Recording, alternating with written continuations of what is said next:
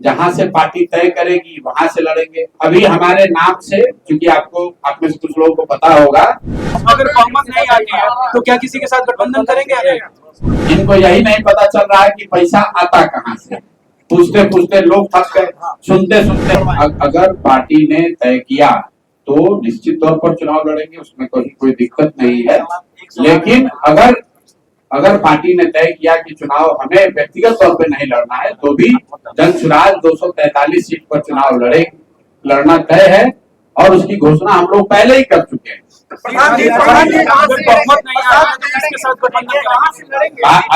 अगर बहुत कहां से लड़ेंगे तो भैया जहां से पार्टी तय करेगी वहां से लड़ेंगे। अभी हमारे नाम से, क्योंकि आप में से कुछ लोगों को पता होगा कि अभी जनसुराज में आवेदन की प्रक्रिया चल रही है।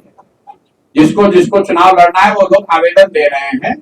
तो मेरी ओर से, मेरे नाम से किसी ने राघोपुर से आवेदन दिया है, लेकिन अभी ये तय नहीं हुआ है। पार्टी में अगर तय होगा तो अगर बहुमत नहीं आती है तो क्या किसी के साथ गठबंधन करेंगे? मेरे भाई, जनसुराज चुनाव से पहले भी नहीं और बाद में भी नहीं, और उसके बाद 2029 में भी नहीं। इसको ध्यान से सुन लीजिए। 2025 में भी 243 लड़ेंगे, और चुनाव के बाद जितना भी सीट आए 2029 में भी 243 ही लड़ेंगे। एक सीट कम नहीं लड़ेंगे। तो गठबंधन का सवाल ही नहीं है, न पहले न बाद में। क्यों नहीं है? जब हम लोग व्यवस्था बदलने की बात कर रहे हैं, जब हम लोग दूसरे पार्टियों से अलग व्यवस्था की बात कर रहे हैं, तो किसी भी लेगेसी पार्टी के साथ अगर हम लोग जाएंगे तो फिर हमारी अपनी बात की क्रेडिबिलिटी नहीं रहेगी। इसीलिए हम लोग को 10 साल मेहनत करना मंजूर है, हारना मंजूर है, लेकिन किसी भी हालत में हम लोग गठबंधन नहीं करेंगे।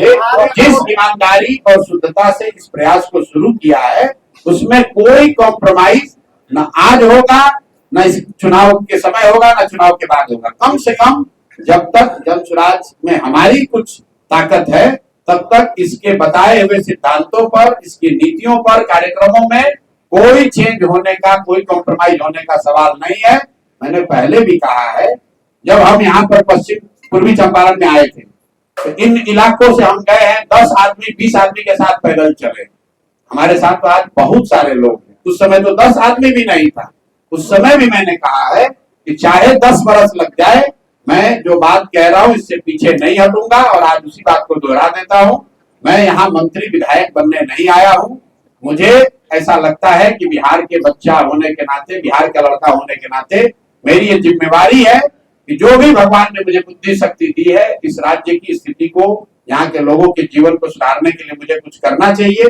मैं उस काम को अपनी शक्ति से, ईमानदारी से कर रहा हूँ।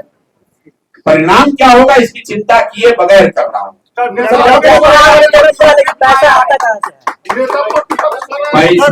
तक 2.5 बरस हो गया, इनको यही नहीं पता चल रहा है कि पैसा आता कहां से। पूछते पूछते लोग थक गए, सुनते सुनते लोग थक गए। भाई पैसा कहां से आता है? आपको लोग क्या कहते हैं, पैसा कहां से आएगा? जब पढ़ाई लिखाई करोगे, पैसा इन्वेस्ट कर चुके हैं आप। सुनो तो भाई, आप काहे घबराए जा रहे हो? पैसा लक्ष्मी कहां से आती है? लक्ष्मी आती है सरस्वती से। अगर आपके पास बुद्धि होगा, सरस्वती की कृपा होगी, तो लक्ष्मी आएंगी। तो जो हम काम करते हैं, आप डॉक्टर के पास जाते हैं, डॉक्टर के पास पैसा कहां से आता है? वो रोगी देखता है, उसके बदले में उसको पैसा मिलता है। तो हमने जो 10 साल काम किया है, बुद्धि का खाते हैं, बुद्धि से सलाह देते हैं। जो सलाह देते हैं उसके बदले में फीस लेते हैं। उसी फीस का इस्तेमाल बिहार के बेहतरी के लिए, इस प्रयास के लिए कर रहे हैं।